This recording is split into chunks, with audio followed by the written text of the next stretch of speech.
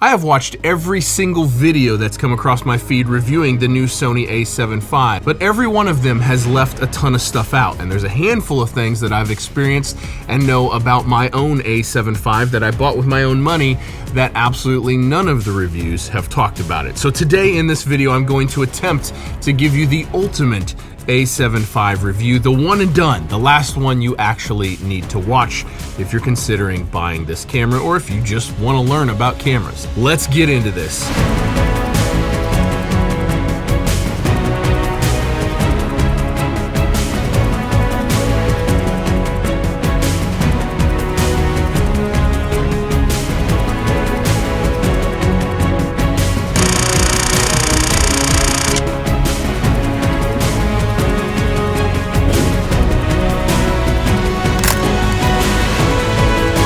Hey everyone, I'm Cole Caparoon. Thank you for stopping by the Aperture Life for a video. Now, I bought this A7V with my own money, and yes, I paid full price for it. I have no affiliation with Sony. I've never spoken to anyone at Sony, unfortunately. This video is in no way sponsored by Sony. This video does have a sponsor, and it is sponsored by Sweetwater, but we will talk more about that later. So I've been shooting on the Sony A7V exclusively for about 2 weeks now. I bought the A7 IV right when it came out, like 4 years ago, and I'm filming this on the FX3, so I'm coming at this from both photo and video equally. Just a tiny bit about me first, so that way you know where I'm coming from. I'm a published and printed photographer. I've been shooting professionally for about 6 or 7 years now. I have a variety of YouTube channels covering a variety of topics, and I've made well over 400 YouTube videos at this point, probably approaching 500 at this point. I've created both photo and video content for some really, really big brands. So I am the exact target demographic for the Sony A7V. So I want to quickly run you through the top line specs of the Sony A7V in case you're unfamiliar, and then I want to get into what it's actually like to use, what my experiences are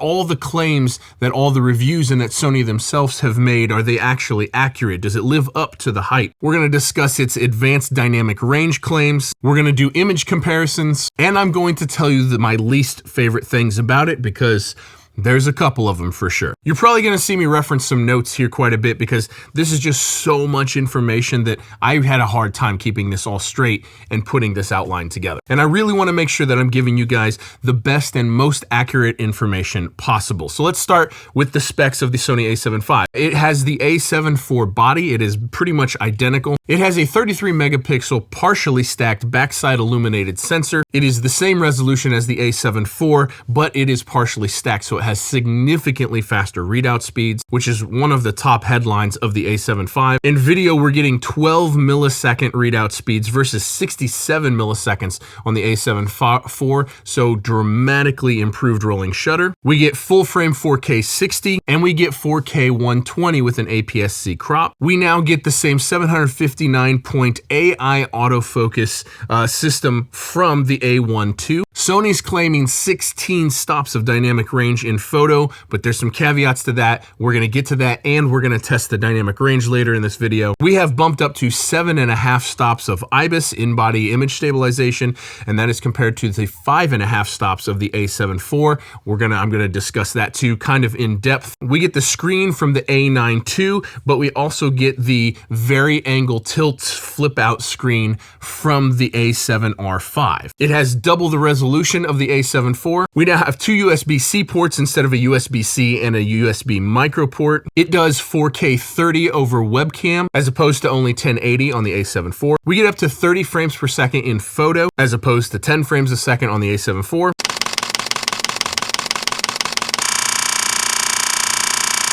It has a max shutter speed of 1/16,000, which is twice as fast as the max shutter speed of 1/8,000 on the A7 IV. We now get up to 1 full second of pre-capture at 30 frames per second with the A7V, and we get all the latest and greatest AI autofocus with auto subject detection, bird and auto and train and people and car and airplane and insect, and like it automatically will choose between all of them, or you can go in and manually pick one of those subjects. So that's kind of the top line specs. There's a little bit more to it, but those are the headline specs that everyone needs to know about. But let's talk about the things that I'm not really hearing other reviews talk about. Now, I'm not saying no reviews mention mention this, but I'm saying as a whole, there are no reviews that I have seen that are listing all of these things that are important to know about this if you actually are interested in buying this camera. First off, it boots up very, very fast. It's definitely faster booting up than the A7 IV. On the spot focus option, we now get the extra small option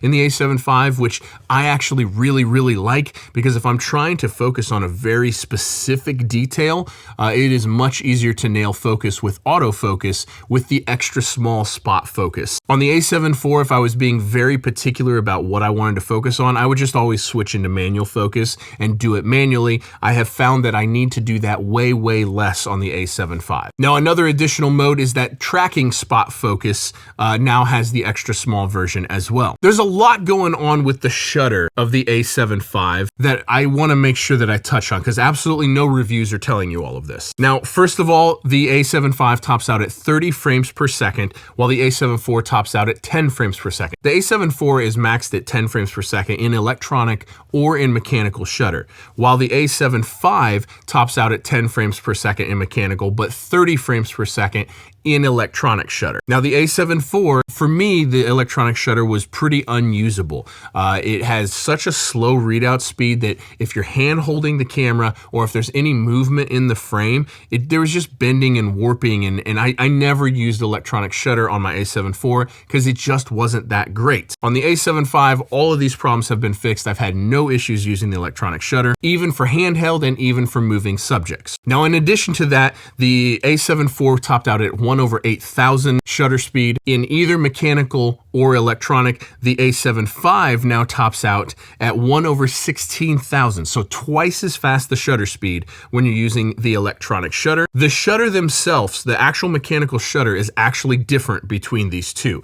The A7 IV has what's called an electronic first curtain mechanical shutter. Now, this is above my pay grade, but there is some problems with using flash and with some bokeh looking real weird on fast shutter speeds with the mechanical shutter on the A7 IV. The shutter on the A7 V is what is considered a true mechanical shutter, a true dual curtain mechanical shutter. Instead of using the electronic first curtain and then a mechanical curtain after that, the A7 V is a dual mechanical curtain shutter. So this is going to give you enhanced bokeh, like better bokeh, and far more precise flash settings. Now, the other thing that is different between these two is the shutter on the A7 IV was something of a weak point. It was a common point of failure you'd get on the Sony forums, and you'd always see people with their shutter broken and hanging in front of the sensor. But the shutter on the A7 IV was only rated to 200,000 shots, which is more in the prosumer line of things. It's definitely not up to professional camera. The shutter on the A7 V, the mechanical shutter,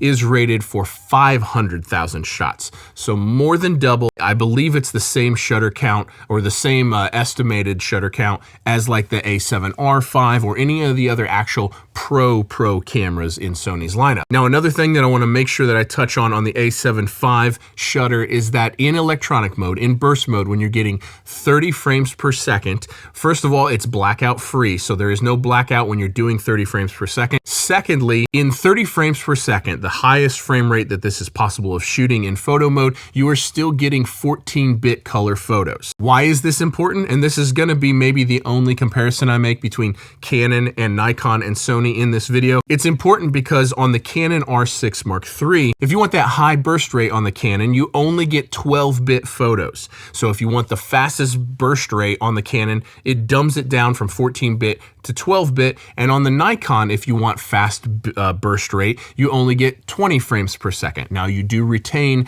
that 14-bit color, but you only get 20 frames per second in 14-bit. So that means that of the mid-range mirrorless hybrid cameras, the Sony A7 V shutter is the king of them all. It just is. It's just better. You get all that speed with full 14-bit color. Okay, real-world use, the autofocus. It is absolutely heads and tails better than the A7 IV. It is very good at locking onto the body if you have your back back turned. It's good at keeping track of something while going behind a tree or whatnot. It locks onto the eye much faster than the A7 IV does, and this is both in photo and in video mode. The subject detection, it's switching to animal, is really fast and really accurate, I've found. I thought the autofocus on the A7 IV was fine. It was totally fine. It never really missed for me, but the autofocus on the A7 V is faster, snappier, more accurate, and has a better an easier time choosing or deciding what it is that you're actually trying to focus on. Okay, in editing photos between these two,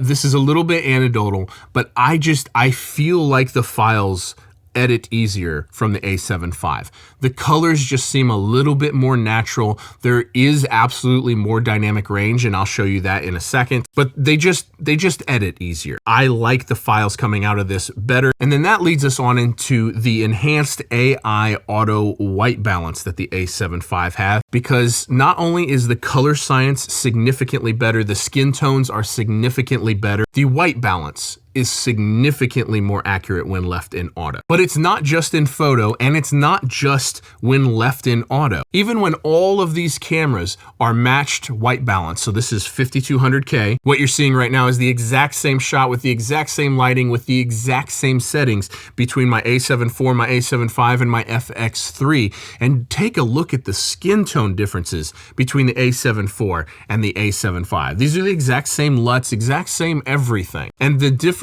is pretty shocking to me. The A7 IV looks so green and so anemic compared to the A7 IV. The FX3 obviously looks great. It's always looked great. Since I got my FX3, I've thought that the colors stomped on the A7 IV when in video mode, but I feel like we have the best of both worlds now in the A7 V. Colors that I like just as good as the FX3, maybe a little bit better. The FX3 is a little pink, a little magenta, but the A7 IV was just really green in comparison. We're gonna jump into Lightroom here, and I'm gonna show you a bunch of image differences when it comes to colors and all that kind of stuff here shortly. The battery life, it supposedly has like 23% better battery life than the A7 IV, and I definitely feel it. Like it's a noticeable difference in just daily use, shooting photo and video like what I do on a daily basis here.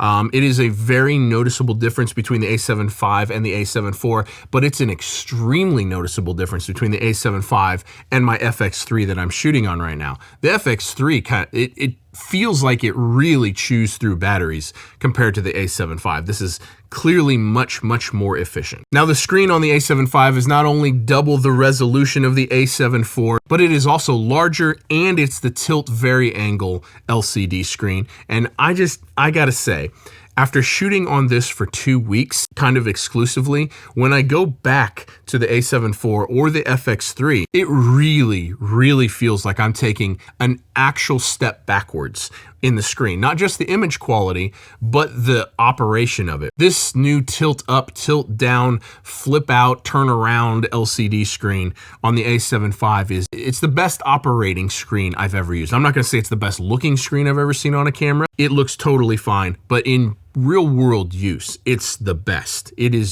I absolutely love it. It was a much bigger difference than I expected it to be. It's actually bigger than the screen on the FX3 as well. So the screen on the A7 V is not the same LCD as the FX3. It's kind of hard to show on camera, but you can see how this screen protector doesn't even fill the entire flat part of the A7 V screen. Meanwhile, it hangs completely over the screen on the A7 IV.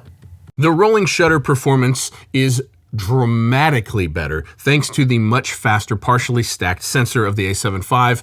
The A7 IV had notoriously terrible rolling shutter, and now the A7 V is pretty much on par with the FX3. The rolling shutter performance is excellent, and it is absolutely now at a point where I don't ever think about it. If I want to do whip pans or anything like that, I just do whatever. On the A7 IV, I would be somewhat conscious of it. If I was whipping or panning around real quick, I would kind of be a little careful when I was doing that. Now, I've said this in other videos, dramatically reduced rolling shutter is not going to get your videos any more views. It's probably not even going to get your clients to pay you anymore. But as filmmakers, as someone who makes videos, we would like the best performance cameras possible, and it is a massive step up over the A7 IV and what I feel is on par with the FX3. The grip texture on the A7 V is a little bit stickier. It's a little bit more rubbery. The grip shape is the same, but the A7 V just feels a lot more plasticky.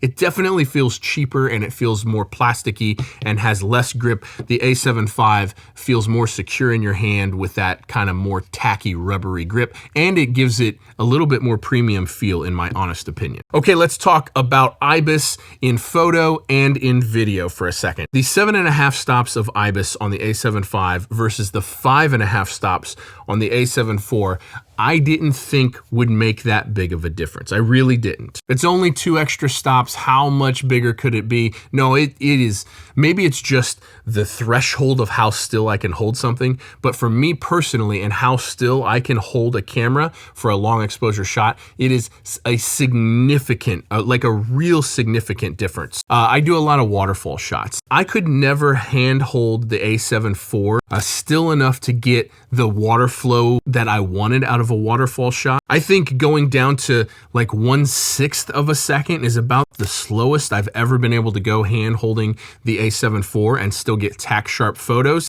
I'll throw up a photo right now. This is a photo that I handheld with the A7 V at 1 second. This is a 1 second exposure handheld with the A7 V. Maybe me personally and how jittery or shaky I am is just like right on the limit of the A7 IV, and so I couldn't do it with the A7 IV, but I can do it with the A7 V. But being able to go from like 1/6 of a second to a full second exposure, that is a dramatic difference. So for photo, I'm really, really happy with this. This is a very, very big, like useful change to me personally and for how I shooting landscapes and flowing water a lot. It's like the difference between always needing to pull out a tripod and almost never needing to pull out a tripod for me personally. I know that I'm kind of gushing over this, but I promise you there's some things I don't like. So hang on with me. I hope this is useful to you so far. Let's talk about stabilization in video. For the first time, we now have dynamic active stabilization. So you have stabilization off, then you have in-body image stabilization, which is just the sensor actually moving around to stabilize it. Then we had active stabilization, which we got for the first time in the A7 IV, which cropped in a little bit, and it was digital stabilization on top of the mechanical in-body image stabilization. This was a big deal. On the A7 IV, this is the first camera that I owned that I could really vlog with handheld and really be happy with the video shots that I was getting handheld. Never too shaky. No matter what I was doing, I could be walking through the airport filming myself and it still looked good on the A7 IV. But now we take that a step further with dynamic active, which is another crop layer on top of it. See, both of these sensors are 33 megapixels. So when you're filming a 4K image, it's downsampling from 7K for both of these. So now what you can do on the A7 V is use that dynamic active stabilization, crops in even a little bit further. You still get a 4K image. I think it's still oversampled, but you just get so stable a shots. Here's some shots that I shot at 24 frames per second.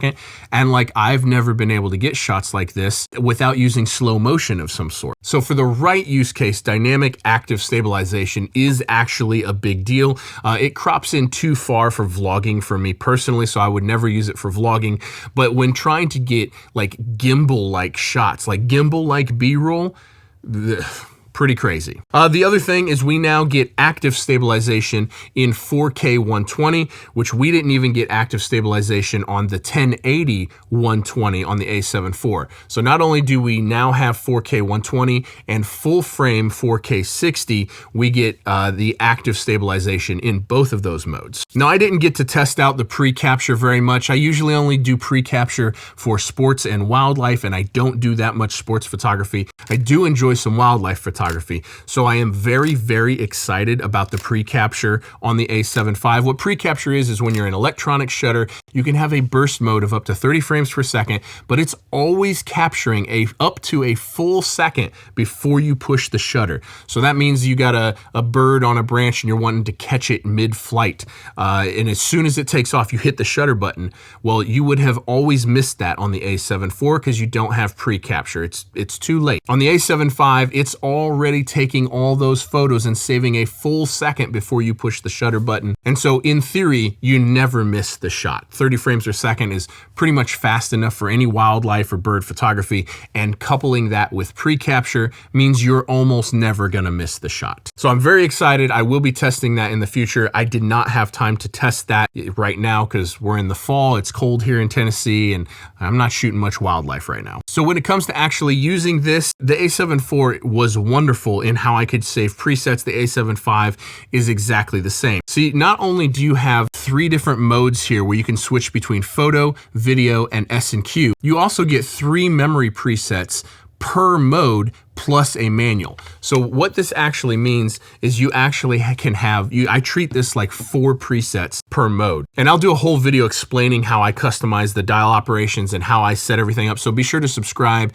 if you haven't subscribed yet, because I'm gonna do a full breakdown on how I set these cameras up, because it's after 4 years, I've really got it nailed down. And I think it'll help a lot of people. So stay tuned for that video. Absolutely love the memory presets. And then in manual, when you're on manual, it will remember what it was in manual. So you can go from manual to preset 2 and then back to manual, and it will go back to whatever you had it set in manual. So it's almost like having 4 presets per mode. 4 presets for photo, 4 presets for video, 4 presets for S&Q. Now, unfortunately, the first several hundred photos I took with the A7 V, I took in compressed HQ. But still to date, Lightroom, both the cloud-based Lightroom and Lightroom Classic, only can view and process the lossless compressed raw photos. So that's a real bummer. I still can't edit half of the photos that I've taken with this camera, but I've definitely done enough to really wrap my head around it. I shoot every single day on the A7 IV, and so just replacing the A7 IV with the A7 V for 2 weeks, it's been awesome. It's been a wonderful experience. Physically, it feels mostly the same except for the screen. The screen is a big difference,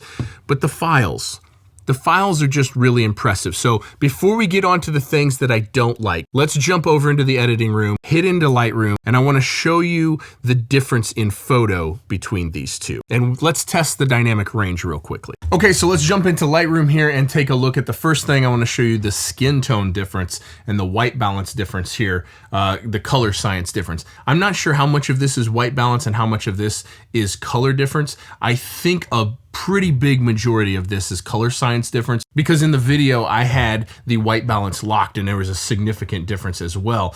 But if we just look at these 2 photos, so you've got A7 IV over here on the left, A7 V on the right, and these are both shot with the exact same settings, also in auto white balance, on the exact same lens and everything. But look at the skin tone differences. Like the A7 IV just looks so much more anemic and green, and the A7 V looks good. Like, look at the skin tone differences there in the cheek, in the nose. That's crazy to me. Around the eye, look how look how sickly I look under the eye, my giant bags under my eyes. And in the A7 V, like, it just, that's a pretty significant difference there. Ignore all of my blemishes and everything else, but I'm very impressed with the color and specifically the skin tones. Skin tones in portrait and in video is something that I always struggled with on my A7 IV. I could never find the right white balance, the right settings, the right color grade.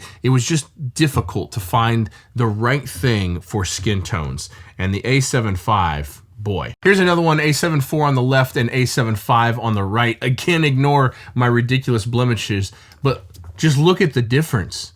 Look at the color difference.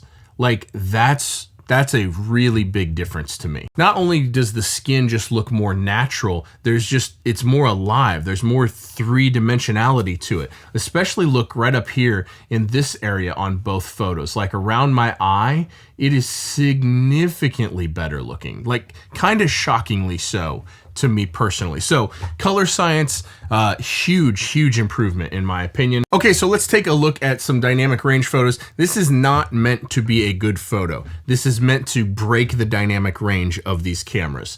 So we've got a very dark area focused on a completely blacked out product with a very bright clipped window in the background. And I think if you just zoom in just right out of camera here, look at how much brighter this is on the A7V on your right.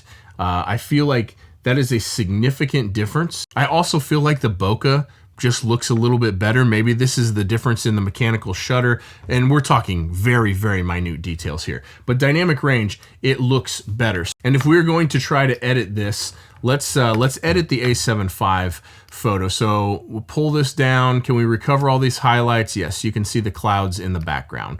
Great. I wouldn't ever pull it down that low. If we raise the shadows, wow. Okay. So that is looking pretty good, and that is looking pretty clean already.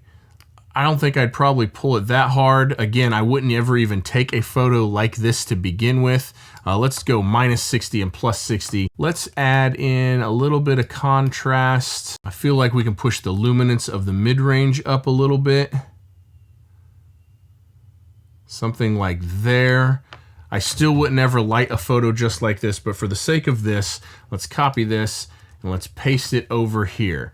And what do we see the difference is? Now, to me personally, I can really see, I don't hope this comes through on YouTube, I can really see the difference in colors here in the background, like especially these pinks and the oranges here, which I guess makes sense because that's skin tone colors. I can definitely see a difference there. If we zoom in, how's our noise looking? Let's focus on like this knob right here and this knob right here. Line these up like this. I'm gonna say it looks the tiniest bit better, but honestly, we're splitting hairs at this point. So it's interesting that the dynamic range, I think, really showed up before editing. So you would probably have to try even harder to break the dynamic range of this camera, but I do think that there is a difference. Here's another photo that I took recently, and here is the before, and here is the after, and like, just look at the detail that you're able to pull out of this without without it getting like too grainy and too noisy. Look at the details around here, around the forks and the front brakes. Like being able to do that and not have a problem with noise is, that's pretty awesome. And I know this is anecdotal, and I'm sure some people could comment and say that this is confirmation bias or whatever, but when I'm editing a photo like this, it just feels like I have an easier time getting to the end result that I want. And I think that's due to however much better the dynamic range is and the better color science. I'm really happy with this. Is it a sell your A7 IV and buy an A7V difference in dynamic range and color difference? That's up to you. If you like the difference in the images that you saw, then sure. I don't know that I would recommend someone sell their A7 IV just to buy the A7V for the color differences. However, I mean, the difference that we looked at in skin tones is pretty outrageous. The Sony A7V just beat the Hasselblad X2D2 in a dynamic range test, which is crazy, but there's some big caveats to it. Sony claimed 16 stops of dynamic range, which is wild. And we all knew that this was a bold claim, and every camera manufacturer specs their dynamic range higher than what the real world use case is, because there's always an acceptable level of noise that we're willing to deal with. And the manufacturer's dynamic range ratings usually don't account for this noise. It's just the total amount of information you can grab. But that's not necessarily the same as usable information. So it was very interesting when Sony said that the A7V had 16 stops of dynamic range in photo. We were waiting for some real world tests to see what's the real dynamic range. Is it actually a special camera? And there's a lot of people that, because it's a stacked sensor, stacked sensors typically, historically, don't have the best dynamic range. So the fact that they were able to beat Hasselblad, the X2D2, in photo dynamic range with a stacked sensor full frame, man, it's pretty special. So let's get into a little bit of background. Bill Claff from Photons to Photos is the one that did this test. He's an electrical engineer. He's a scientist. He's not a YouTuber. He's not an influencer. He's not sponsored by anybody or affiliated with any company whatsoever. This is what he does. He tests dynamic range of cameras. So Bill Claff tested the A7V as 12.47 stops of dynamic range. And his test of the Hasselblad X2D2 was 12.46 stops. Now, this is within a rounding error. They tested the same. On paper, it is 1/10 of a stop higher dynamic range. In real world, that means absolutely nothing. So this is technically a tie. But the fact that a full frame sensor of any kind is even capable of doing this is crazy, let alone a sensor as fast as the A7V that is partially stacked. Okay, now there are a couple things that are very interesting about this though, and the first one is that you only get this crazy dynamic range in mechanical shutter. As soon as you move to the electronic shutter, which is how you get 30 frames a second, it drops to 10.99, or basically 11 stops of dynamic range. So you lose a stop and a half of dynamic range when you're shooting on the electronic shutter at fast burst rates. Now, the other thing that's really important to this is this test is done at base ISO of 100. Now, it does show incredible dynamic range up to ISO 400, I believe, is what I'm seeing here. If you can shoot at or close to the base ISO in mechanical shutter on the A7V, you're going to have outstanding dynamic range performance. Okay, before we get on to the things that I don't like, I just want to thank Sweetwater for sponsoring this video. There are links in the description down below to pick up both of these cameras. There's links in the description down below for every lens that I use, the microphones that I use on camera, the lights that I use, literally everything that I use. There's links in the description down below, and just about all of those links go to Sweetwater. I'm a big fan of Sweetwater. I purchase my camera gear from Sweetwater. I purchase all my microphones, all that kind of stuff I get from Sweetwater, and I've been doing so for quite a while now. So anytime you guys need any piece of camera gear, lenses, filters, microphones, lights, be sure to check out Sweetwater first. And if you enjoy the content that I'm doing here, I'd love it if you hopped on any one of my videos, clicked on any link in the description of any video, and then once you're on the site, you can purchase anything that you need. Costs you nothing extra, but I get a little bit of support. They are affiliate links. And so it goes a long ways to help support me, help me keep making videos just like this. So thank you guys for the support, and thank you so much to Sweetwater for sponsoring this video. I very much appreciate you guys using the links and Sweetwater for the sponsorship. Okay, things I don't like. Here we go. The first thing, and this was shocking to me, is the polarization of the screen in vertical mode. So I take this camera out, I get it, I immediately go out on a hike and I start shooting photos, and I wear polarized sunglasses. And the very first time I take the camera and I go like this, the screen just completely disappears. And I'm like, what just happened? What's going on? I thought the screen had turned off at first. I thought it was broken. And I'm like, what just happened? I can't see the screen anymore. But then I noticed as I started tilting it, I could start to see the screen again. What I come to find out is there is polarization on the screen of the camera that in vertical mode, if you're wearing polarized sunglasses, you literally cannot see the screen. Now, this doesn't happen on my Sony a6400. This doesn't happen on my FX3, and this doesn't happen on my Sony a7 IV. And so I was like, what in the world is going on? Now, in an attempt to just double check this before I made a video ranting and raving about a problem that maybe isn't actually a problem, I took a screen protector and put it on the A7V, because every other camera has a screen protector. And I don't understand the science behind this, but it stopped happening. Now I can see the screen in vertical orientation with sunglasses on. That baffles my mind. I don't understand what's going on. Maybe these cameras did it as well, and I just never noticed because the first thing I do is put on a screen protector. But just know, if you're shooting outdoors and you're gonna have polarized sunglasses on, make sure you get a screen protector, because you will not be able to see the camera in vertical orientation if you don't do that. Okay, the next thing is what is actually the exposure compensation dial right here with the button lock right on the top of it.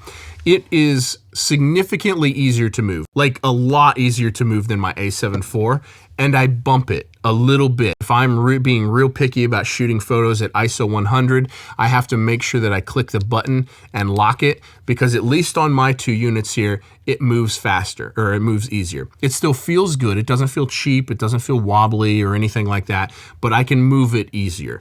And so that is a negative change to me personally. Okay, this next one I ranted about on my A7 IV video, and I'm gonna rant about it again on my A7 V video. You can film on both of these cameras with the regular old cheap V30 SD memory cards. And all of this that I'm about to talk about is the same on both of these, and I was annoyed with it on my A7 IV, and I'm annoyed with it again on the A7 V. For some reason, when you're shooting a time lapse, which is a 1 frame per second converted into a 24 frame per second video file, so literally only capturing 1 frame per second, you have to use at least V60 memory cards. I can't for the life of me figure out why I need a faster memory card for 1 frame per second than I do for 30 frames per second. This makes absolutely no sense to me whatsoever, especially when considering I can shoot full frame 4K 60 on a V30 memory card, but it won't let me do 1 frame per second time lapse on a V30 memory card. So you can shoot all the 24 and 30p you want on the cheapest, slowest cards, and you can shoot 4K 60 on the cheapest cards. But as soon as you want to do a time lapse, you have to have at least a V60 card. And if you want to shoot 4K 120, you have to have at least a V90 card. This baffles my mind why this is the case, but it is the case, and I don't hear people talk about this, so I want to make sure to include it. I've been running V90 cards for years now, but with the picking up of the A7 V, I was like, I'm just gonna go CF Express. We're just gonna bite the bullet and get some good cards. My FX3 needs CF Express to shoot half the modes anyway, and so I picked up a few CF Express cards, and that has been just totally fine. Totally baffling to me why you need these different speed cards for a time-lapse mode when it's literally less data than just recording 4K 60 for sure. But anyway, that's a big one. Now, if you are still on older firmware, if you're not on the latest firmware for the A7 IV, the menus are completely different on the A7 V, and there's a bunch of extra autofocus options like the tracking modes and all that kind of stuff that the A7 V has that the last firmware version of the A7 IV did not have. However, with the latest firmware version, I believe it's 6 on the A7 IV, which Sony just pulled because it was bricking people's cameras and may be re-released now by the time you're seeing this video. If you have the ability to update, if you want to risk it, there is a lot of cool stuff. The menu is significantly better in video mode. It kind of mimics the big 6 menu of the FX3, which is very, very cool. And there's additional autofocus modes as well. Whew. Okay, I think that's everything that I never hear people talk about. Again, I'm not saying that no one has covered these things that I'm saying. I'm saying that there's not a single video that covered all of these things in a single video, and definitely a handful of those things I never saw a single person talk about. So I hope that this helped you. I know this was a really long one. Thank you guys so much for watching, and I hope it helped you. Don't forget to hit the links in the description below. Thanks again to Sweetwater for sponsoring this video. Don't forget to subscribe. If you made it this far into the video and you haven't liked, commented, and subscribed, I feel like I've earned all 3 of those things from you. So thank you for watching. Thank you for commenting, liking, and subscribing. We'll see you guys in the next one. Peace.